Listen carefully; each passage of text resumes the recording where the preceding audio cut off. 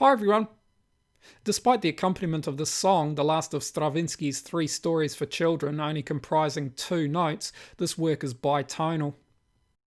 The melody is written in C major and consists of an ascent beginning from the root note, which moves through a compound melody to the notes G and E, and a descent returning back to the root note.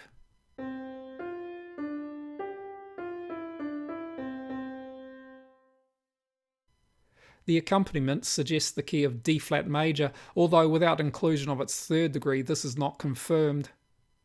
The accompaniment's notes may be heard either as alternating between D flat major's implied dominant and tonic harmony, or between the tonic triad's fifth and first degrees. Rhythmically, the accompaniment uses only quarter notes, providing a steady pulse over which the melody is formed.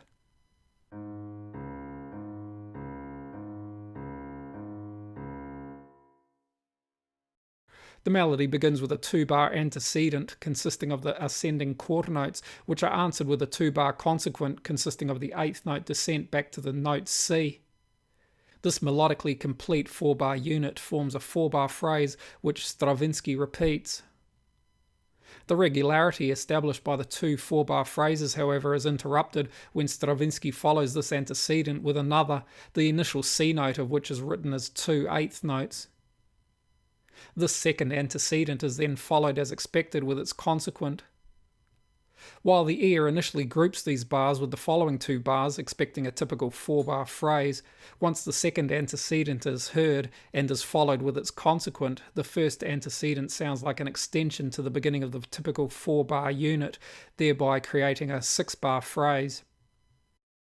The metric shift caused by the additional two bars could have been counteracted if Stravinsky followed the six bars with the typical four-bar phrase.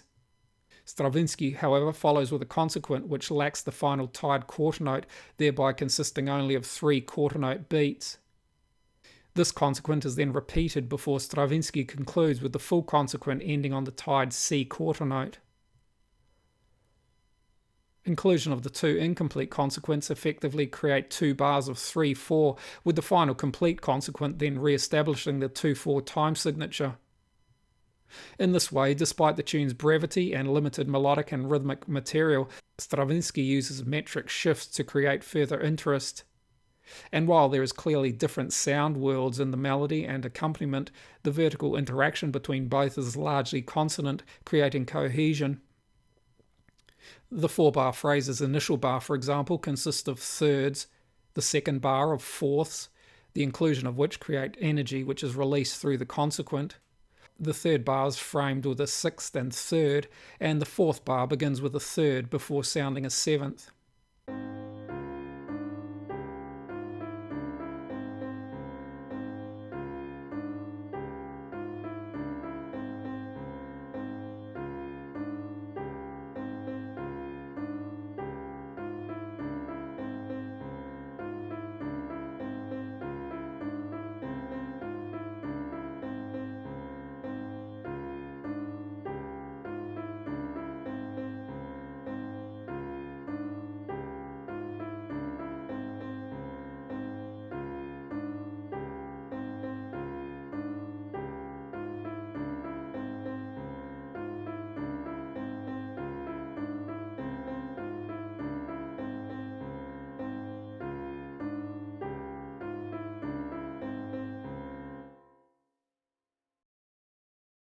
I hope you found this useful. Thanks for watching. See you next time.